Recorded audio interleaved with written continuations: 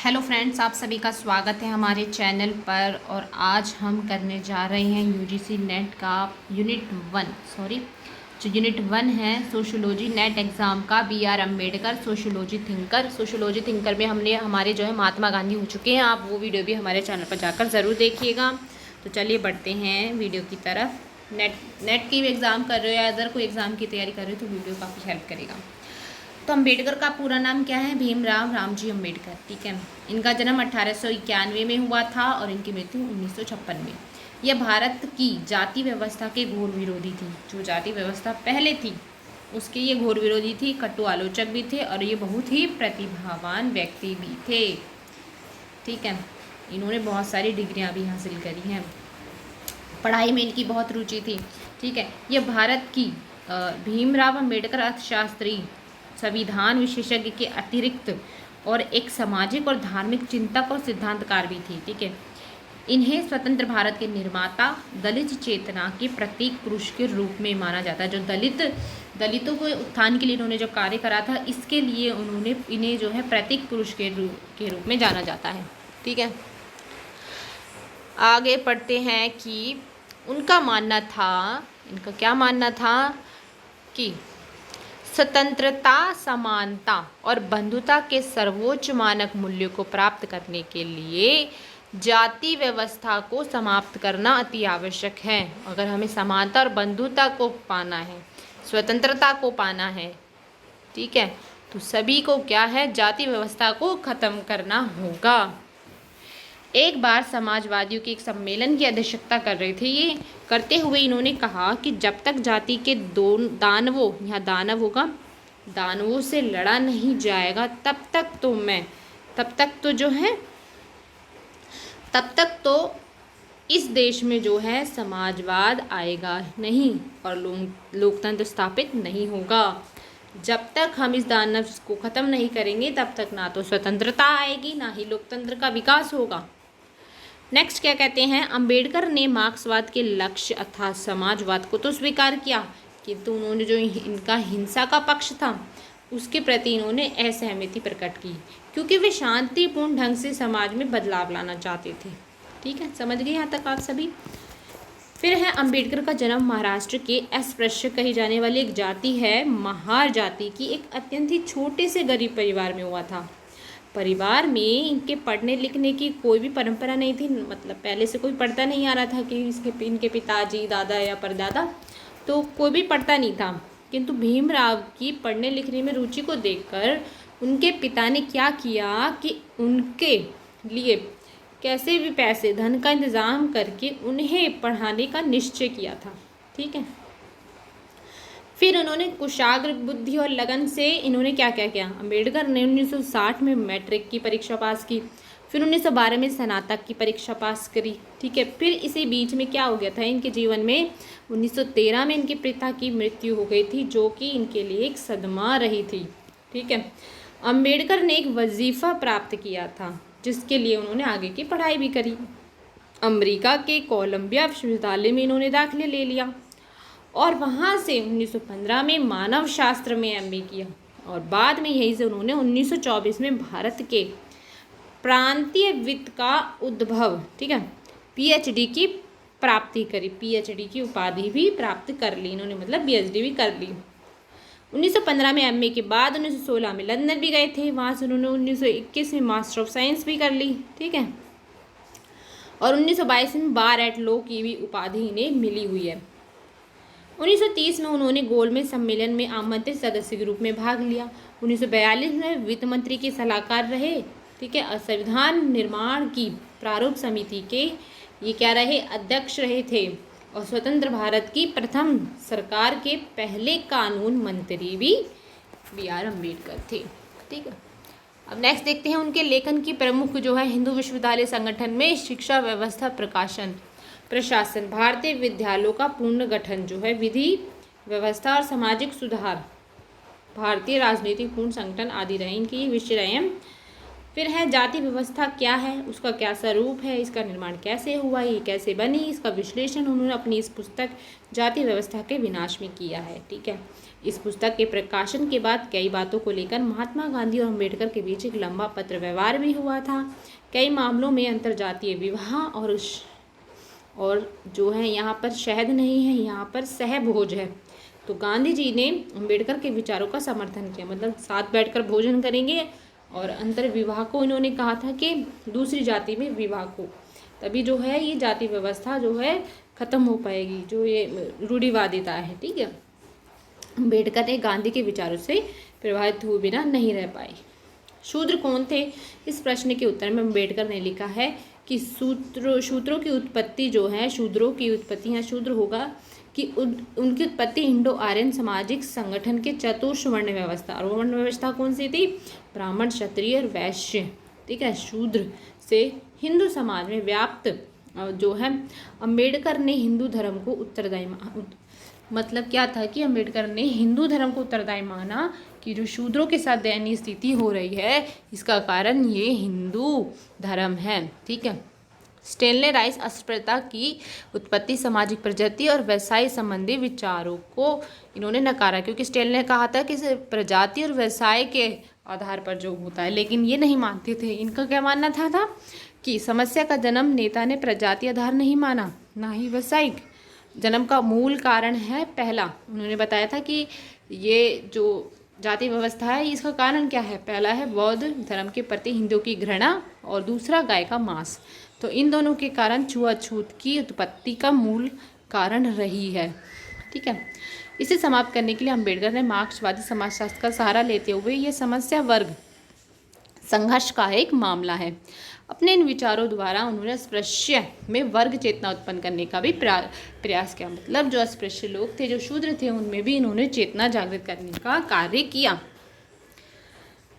फिर आगे देखते हैं, अम्बेडकर ने जाति की उत्पत्ति संबंधी रिजले का प्रजातीय सिद्धांत और रेस्फेल्ड का व्यावसायिक सिद्धांत और केतकर का अंतर्जातीय खान पान निषेध आदि जो है इन सिद्धांतों की इन्होंने समीक्षा करी थी, और उनमें जो त्रुटियां निकाली और फिर उन सिद्धांत को माना। और फिर अम्बेडकर के अनुसार जाति की उत्पत्ति जो है अंतर्विवाह की प्रथा, यानी कि एक ही जाति में विवाह करने के चलन से हुई। इनका मानना ये था, जब इन्होंने इन सारे सिद्धांतों को जांचा परखा, उनकी त्रुटियां, उनमें समीक्षा करी, उनमें त्रुटियां निकाली, तो उन्होंने ये कहा था कि जाति प्रथा की ये व्यवस्था इसलिए क्योंकि सब लोग अपनी ही जाति के अंदर विवाह करते हैं। अगर जाति से बाहर विवाह करेंगे तो ये इसकी समाप्ति हो जाएगी। चलिए नेक्स्ट देखते हैं।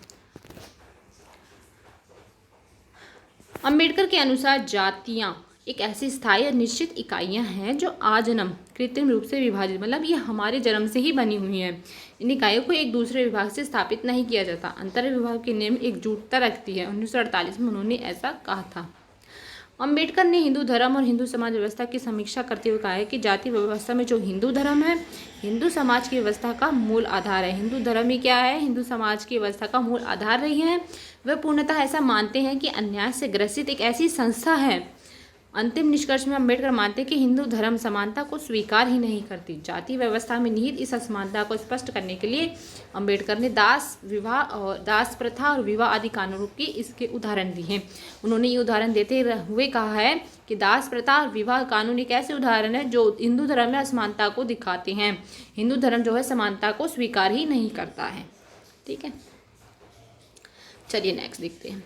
अम्बेडकर के अनुसार इस प्रकार का न्याय और दंड व्यवस्था उद्देश्य अपराधी को दंडित करना मात्र नहीं अपितु सामाजिक असमानता को बढ़ाना है। मतलब कि जब दंड और न्याय दिया जाता था तो वो भी उनकी जाति के अनुसार दिया जाता था, समान रूप से नहीं कि सभी व्यक्ति को समान रूप से दंड मिले। हर जाति को अलग अलग दंड दिए जाते थे। जो उच्च जाति थी उसको मतलब वो अगर बुरा कार्य भी कर लेगा तो भी उसके लिए अलग ही दंड है, जो कि ऐसी व्यवस्था थी। तो वो इसे गलत मानते थे, क्योंकि अगर मनुष्य समान है तो सबको समान रूप से दंडित करना आवश्यक है। ठीक है, इन्होंने इसमें ये बात बोली है। और प्रजातंत्र के विकास के लिए तो समानता बहुत ही आवश्यक होती है। फिर देख लेते हैं नेक्स्ट पॉइंट। अम्बेडकर ने प्राथमिकता युक्त समानता की बात करी है। अब ये प्राथमिकता युक्त समानता क्या है? कि ऐसे व्यक्तियों को सुविधाएं देना जो सुविधाओं से वंचित है। ठीक है, जिनके पास साधन ही नहीं है।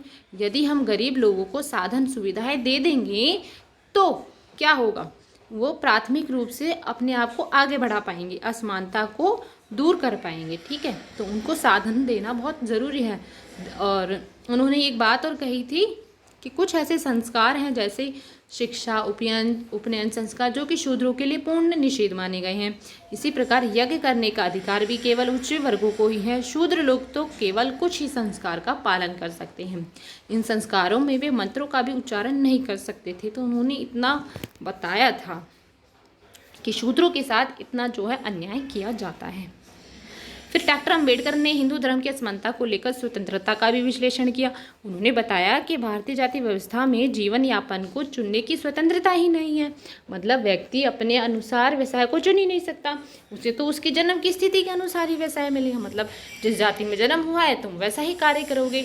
तो उन्होंने इसको भी एक असमानता ही कहा है, क्योंकि ये व्यक्ति का स्वयं का अधिकार है कि वो कौन सा व्यवसाय करना चाहता है। ठीक है, नागरिकों को समान अधिकार जितने अधिक होंगे वे उतने ही स्वतंत्र होंगे, और समान शिक्षा और समान ज्ञान रूप से मिलना चाहिए।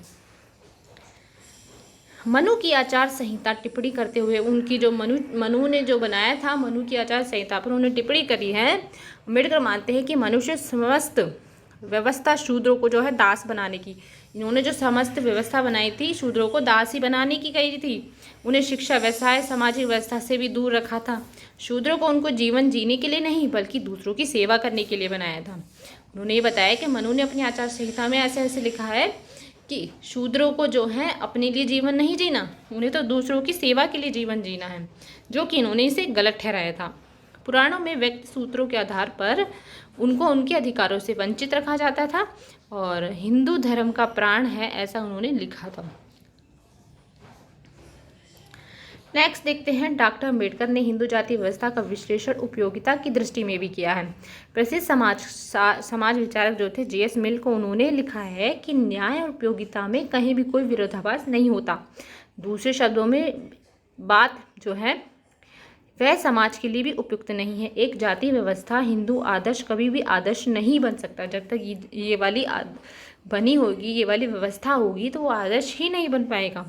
समाजी संगठन की व्यवस्था सही प्रकार रूप से असफल रहेगी, क्योंकि इसमें हिंदू आदर्शों को प्राप्त, क्योंकि हिंदू के आदर्श ये नहीं है कि तुम लोगों के साथ अन्याय करो। हिंदू आदर्शों का जो लक्ष्य है सभी को समानता तक पहुंचाना है। ठीक है, अंबेडकर ने अपनी पुस्तक एनिहिलेशन ऑफ कास्ट 1936 में जाति के संपूर्णतः समाप्त करने की बात कही है। उन्होंने बोला है कि धर्म और इसका राजनीतिक शक्ति से गुण विश्लेषण भी किया। उन्होंने लिखा है कि हिंदू नियमों का धर्म है, हिंदू नियमों का धर्म है। ठीक है, फिर नेक्स्ट है, अंबेडकर ने अपनी एक अन्य पुस्तक बुद्ध और उनके धर्म का विषय 1950 में आई थी। ईसाई बौद्ध धर्म और हिंदू धर्म का तुलनात्मक विश्लेषण किया और बौद्ध धर्म के प्रति अपनी रुचि भी, उनको जो थी बौद्ध धर्म के प्रति रुचि भी उत्पन्न हो गई थी। उन्होंने बाद में क्या किया, बौद्ध धर्म को भी अपना लिया था, है ना। सर्वाधिक विवेक सम्मत सिद्धांत पर आधारित बताया था कि बौद्ध धर्म जो है विवेक सम्मत आधारित है, मतलब ज्ञान पर आधारित है। सर्वाधिक वैज्ञानिक मानते हैं कि 1956 में अंबेडकर ने स्वयं उन्होंने भी क्या करा था, इस धर्म को अपना लिया था और दूसरों को भी इस धर्म को अपनाने के लिए कहा था।